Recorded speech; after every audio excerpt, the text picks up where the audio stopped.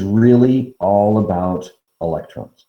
Okay, what people talk about, what life is really about energy, and energy is all about getting the energy from the sun into electrons, and then from the energy in the electrons, allowing your cells to do work.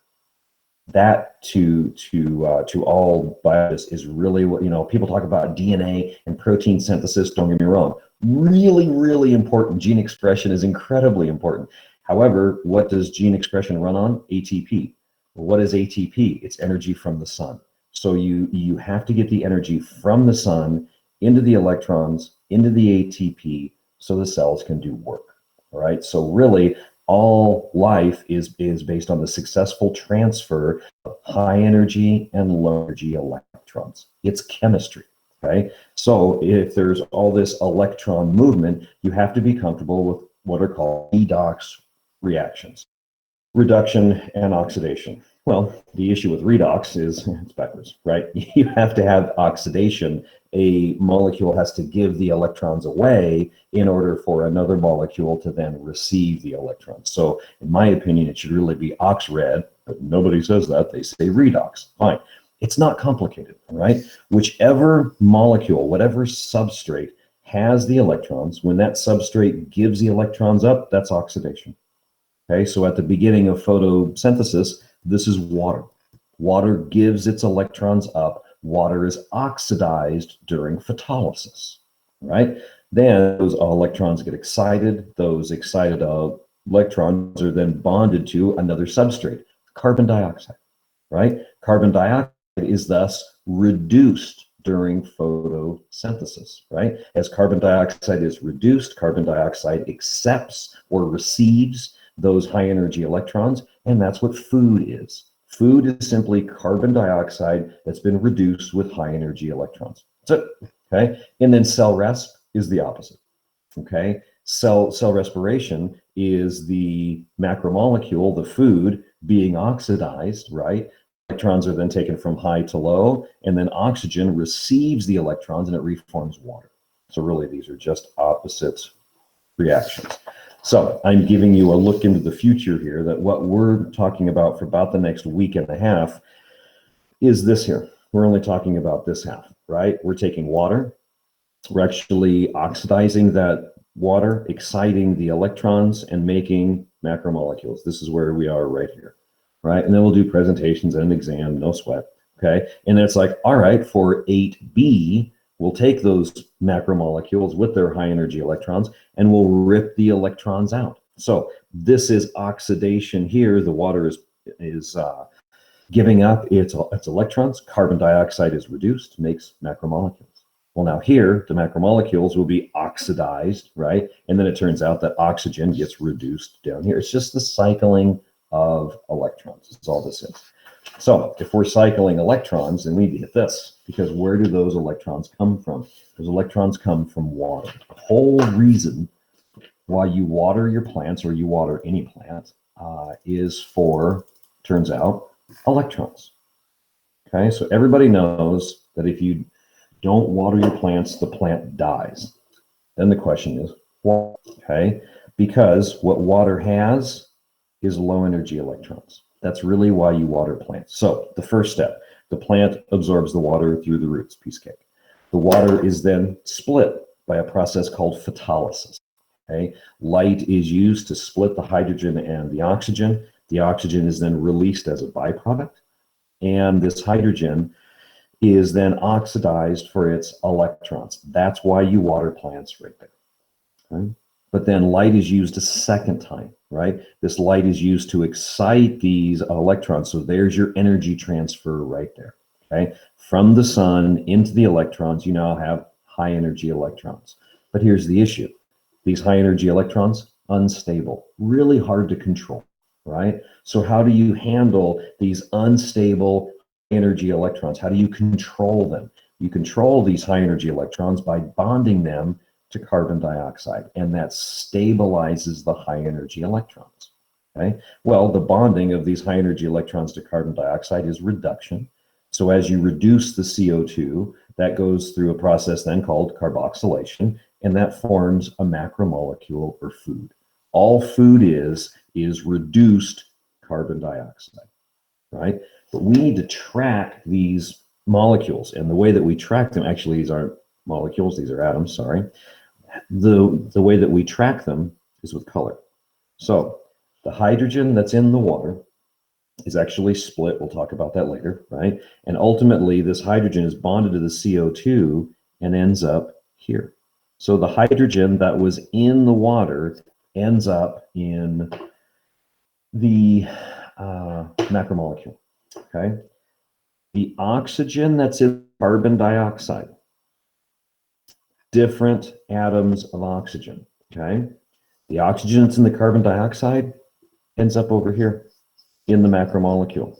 This is really why we color coordinate this reaction, so that you can see where the oxygen from the water goes and you see where the oxygen from the carbon dioxide goes, okay? And then I'll grab some purple for the carbon because that's pretty easy to spot. There's only one over here and there's one over here. So now you start to see how all a macromolecule really is its carbon dioxide, as I missed the middle of that. See, let's take care of that. There we go. All a macromolecule is a carbon dioxide with the hydrogen bonded to it because it has high energy electrons. So these high energy electrons, these little babies here, I always draw them trying like to glow, right? Here's your glowing high energy electrons, right? There's energy there. Ooh. So here's your energy here. Food is food because it has energy in it. Okay. Any questions on this before we leave this diagram? No, not so far. Okay. All right, so then let's go step by step. We break this down into 5 steps. What's step 1? What happens in step 1? Water is, Sure. yeah, the water is split with photolysis. I agree that water is split. What happens first, though?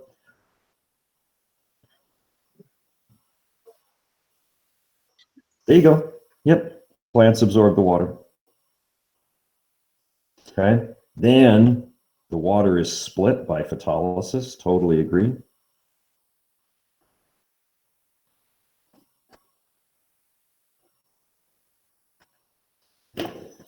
So the plants absorb, right? Water is split. We focus on the verbs. All right. What then happens to the oxygen? Once the water is split, what happens to the oxygen? It's the verb. It is a byproduct and moved, well, and used as oxygen. Totally. So I'm going to change moved to released if you prefer. Fine with me. Oxygen is released as, and I need to grab the term that you used, as a byproduct. Please don't use the term waste. It's not waste. That gets back to our junk DNA comment, right? You say waste, it has a different connotation. So oxygen is released as a byproduct. Beautiful. Okay, so then why? Why do you split the water? You split the water because you're after the hydrogen, okay? What's in the hydrogen? What makes the hydrogen so special? What does the plant need from the hydrogen?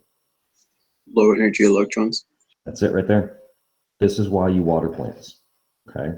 So low energy electrons, but in low energy, they're useless, okay? So what happens to those low energy electrons? They're excited. Yes.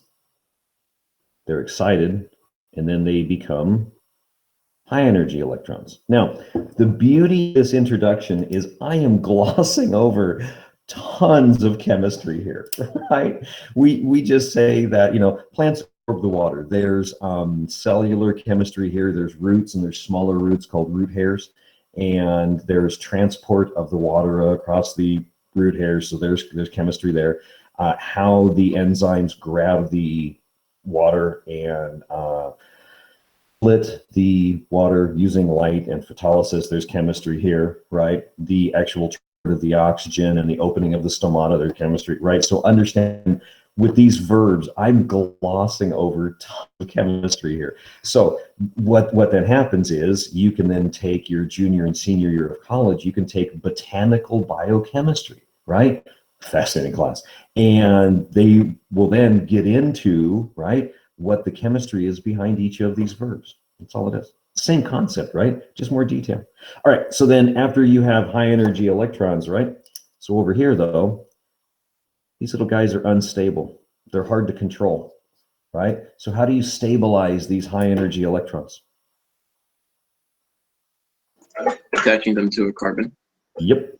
And when chemists say attach, the word that they love to use is bond, right? So the high energy electrons are bonded to carbon dioxide to make. Now, I'm going to put quotes on this because do you know how when I first taught you about protein synthesis, we only drew the ribosome as 3 bases wide, right?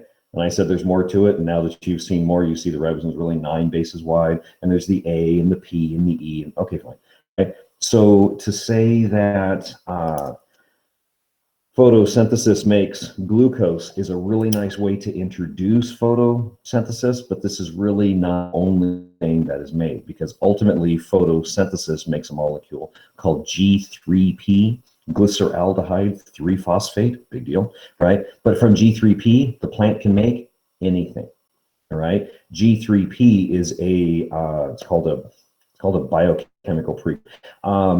P is the most basic building that you can use to make any macromolecule. Okay, so understand I'm being very general here, trying to teach you the concept of what's going on here with the cycling of the electrons in the carbon dioxide. But to say that photosynthesis only means glucose is an oversimplification. So if you look at the verbs absorb, split, release, excite, and bond, the word association, or like PEMDAS in math, right, is as read. Absorb, split, release, excite, bond. And if you keep that big picture in mind, you will be fine.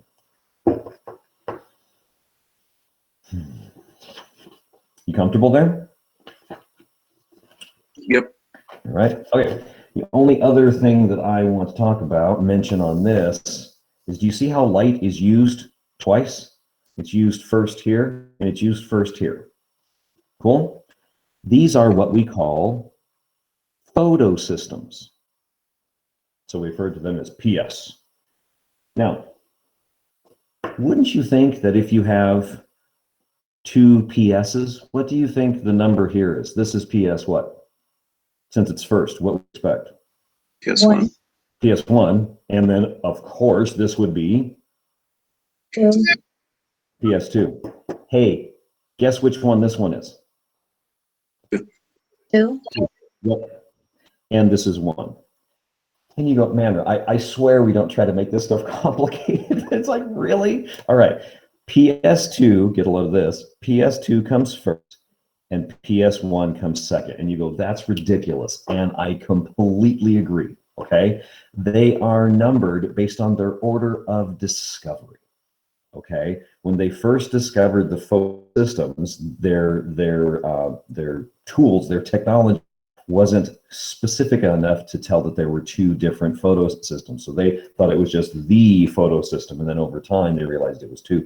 But this one was discovered first and this one was discovered second. So PS2 comes first and PS1 comes second. All right. So if you can get yourself on the naming committee, we could call this PSA and PSB, or we could just all agree that that should be PS1 and 2, but that's why they're numbered on their order of discovery.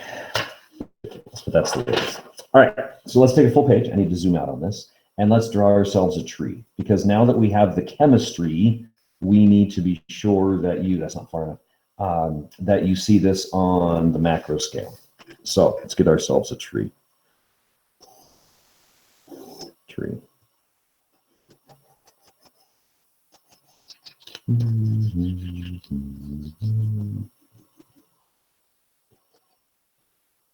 Tree. Beautiful. Kind of a boxy tree. I don't know why I made the box. It should be kind of round. That's. And then, of course, we need the sun.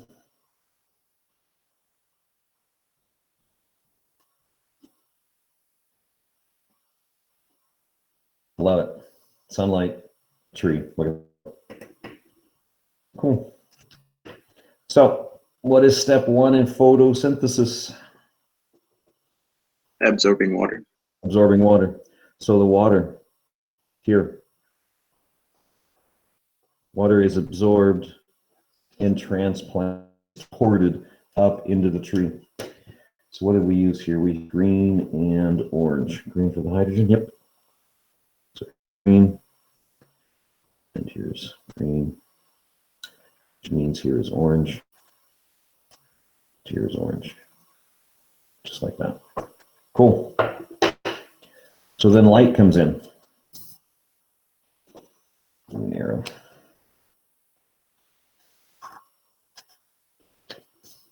Why does light have to hit that water? What process has to happen? Pulses. Photolysis. In which photosystem? 2. Yep. Photosystem 2. Light hits the water, and the water is magically split. Oh, I didn't catch the sun. Actually, I'll just do that. That'll work. Beautiful. Okay. All right. So why? Why do you split the water? What happens? Release of low energy electrons. The whole point is the release of low energy electrons. So if water releases electrons, what happens to the water? What is the technical term when the water releases the electrons? Yes, it's oxidized. Oxidation. Nice. So water is oxidized during photolysis to release low energy electrons. There are then little holes in the leaves called stomata. The stomates open. So this would be stomata, plural. So the stomata open, and the oxygen leaves the plant. So the oxygen that plants release comes from the water. So the oxygen that we breathe in, the oxygen that you'll find out plants take in also, that used to be part of water and split out during photolysis. Cool. All right. So then always don't just memorize this process, constantly be asking why. Why does the plant oxidize water for low energy electrons? Why? What's the point? Too excited to higher energy electrons. Yep.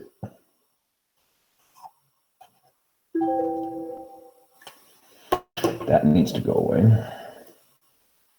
Dun, dun, dun, dun, dun. Just like that. Cool. So this is electron excitement.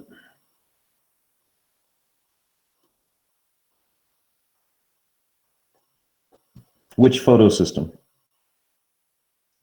1. One. Singular sensation. Photosystem 1. All right. So then, and being a little general here, you will find out that really the electrons are not associated with the hydrogen anymore. We'll get into that on Friday. Okay, so I'm being a little general here, saying that the high-end electrons are still in the hydrogen. That's not technically accurate.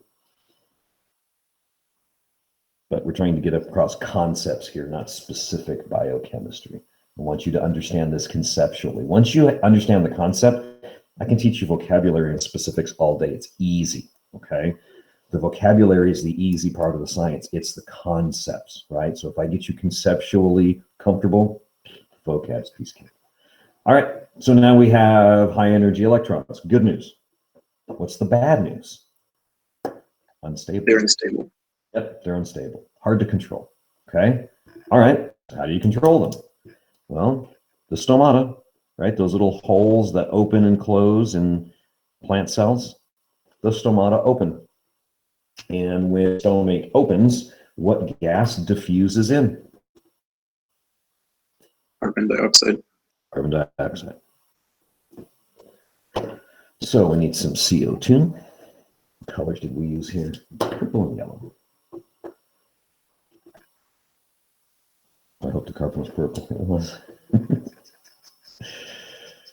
It's always a drag when you make a mistake with crayon because you can't erase it. All right, so the carbon dioxide comes in. Carbon dioxide then bonds to the high energy electrons. Okay. However, if the carbon dioxide is if the carbon dioxide is bonding to the high energy electrons, what is the chemical name for that process as the carbon dioxide receives high energy electrons? What do I need to write right across there? Yep, that is reduction. Oxidation reduction. One molecule has to give the electrons away for another molecule to then receive them. It's a give and take relationship. It's a cycle. All right. So then, for conceptual understanding, we form a macromolecule, right? Glucose. Glucose is nice and stable. So even though there are high energy electrons in this molecule, it's extremely stable. But we consider it food because it has energy in it. And then the process that bonds carbon dioxide to the hydrogen is carboxylation.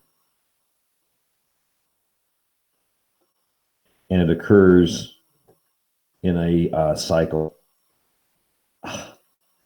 No, that's right. There we go. Discovered by a gentleman named Dr. Calvin, so they named it the Calvin cycle. Done. And we'll talk about the Calvin cycle next Tuesday. Okay, so again, big picture idea. I want you comfortable with concepts first. Too often people think science is about fancy vocabulary, and it's not. Science is about concepts. Once you understand the concepts, then no sweat. And it's just vocab. Get back over there. Any questions on this before we leave it?